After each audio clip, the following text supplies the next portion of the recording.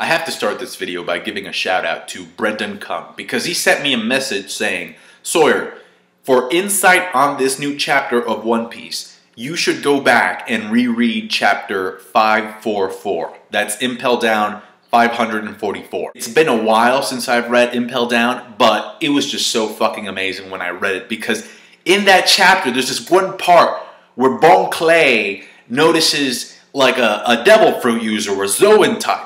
It's a minotaur. Looks like a cow. And Bonchan says, hey, didn't we already beat this guy? And Crocodile says, well, yeah, but he's an awakened Zoan devil fruit user. And so what the awakening does, if you're a Zoan, is that it allows you to recover quickly from damage and have a lot of endurance. Now this can have very serious implications for Chopper if he manages to awaken his devil fruit user ability, but more to the point, it also has some huge implications for Kaido. If Kaido is a Zoan type and he's awakened this mode, and so Doflamingo is the first example of a Paramecia user who has awakened this mode.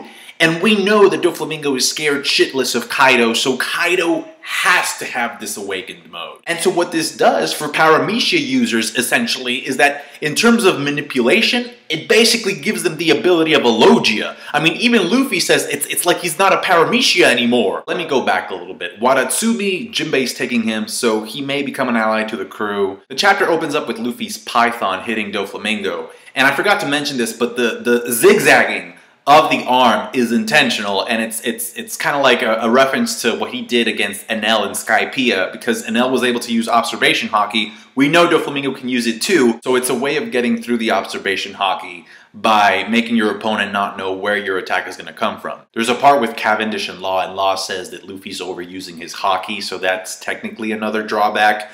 If I were Luffy personally, I would try and slam Doflamingo up against that factory, because as we're reminded in this chapter, it's made out of sea stone. Turns out that the person that Koala was scared of was indeed Burgess, so if you got that right, congratulations. But it's very interesting because he has a bag that has the devil fruit pattern on it, and so that's another thing.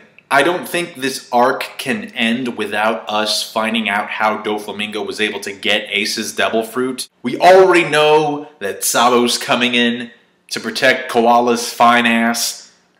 My man, Sabo. Meanwhile, Zoro says they're going to try and do something about the threads. And Doflamingo confirms our suspicions about Luffy's Gear 4th by saying that he could basically control when it's hardened armament, hardened haki, and when it's like armament haki but rubbery. Another thing, and this is something I was kind of happy about, I was like, yeah, there you go.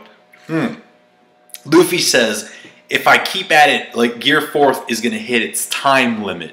If you look at my theory videos about Gear 4th or, One Piece discussion videos, I've kept saying Gear 4th has to have a time limit. Now, I'm pretty sure I'm not the only one who's thought about this, but it's nice to get things right. Luffy goes in with a culverin and it gets blocked, and this is where shit really starts getting crazy. This is Doflamingo saying this. Beyond the powers of a little baby, there is another world of power known as awakening. Now, I have a question. Whitebeard was a Paramecia too, right?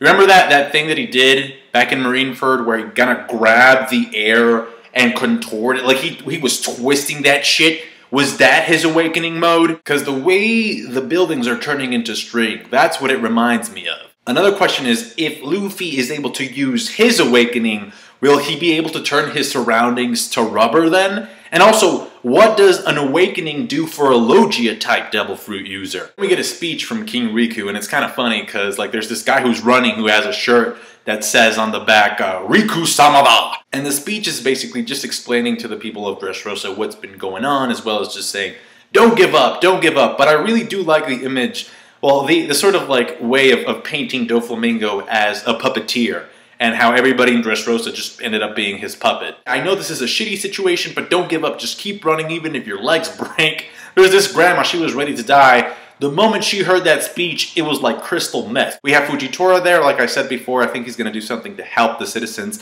We have a shot of the Colosseum fighters. Bartolomeo doesn't have a shirt, apparently. The range and the size of these Doflamingo attacks of his awakening mode is impressive. It's shattering buildings. It's getting real tied up in this bitch. You get a shot of the birdcage. The thing is turning into a pyramid. The time limit on Gear 4th is not helping. So Luffy tucks in his head. I think that's, I mean, if he were in normal, like, base Luffy mode, I guess that would be like a bell. Like, yeah, gomu gomu no, bell. So he uses a headbutt to make his way through the strings, through the wall of strings, and then he just pulls back, tucks in his arms. Gomu gomu no. Leo, Lion, whatever you want to call it, bazooka! That shit hits Doflamingo, and you see like an airwave, like on some Fujitora shit. Just like a circle, boom!